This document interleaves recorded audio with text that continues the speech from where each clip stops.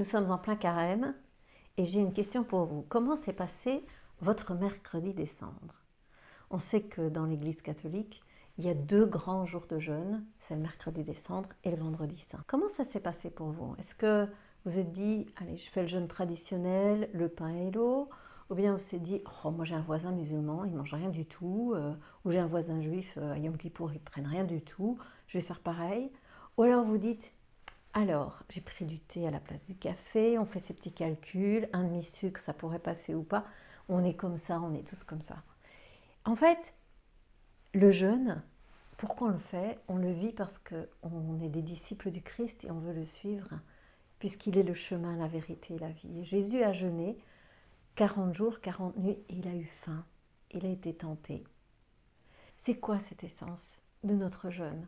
L'essence de notre jeûne, c'est de réaliser que Jésus est mort par amour pour nous délivrer de nos péchés, pour nous réconcilier avec le Seigneur, pour que nous puissions devenir qui nous sommes, c'est-à-dire des enfants de Dieu, bien-aimés du Père, des pécheurs pardonnés.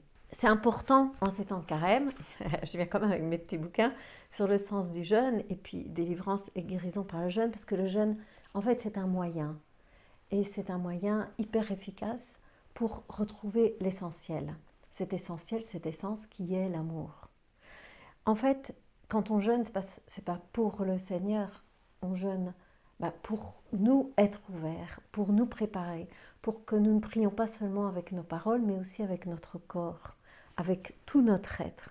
Et en fait, c'est pour nous disposer à, comme Jésus, que notre nourriture soit la volonté du Père, pour affiner ce discernement, pour affiner cette écoute, pour que nous puissions, après avoir faim du pain véritable, du pain de vie qu'est l'Eucharistie, et pour que nous dévorions la parole de Dieu.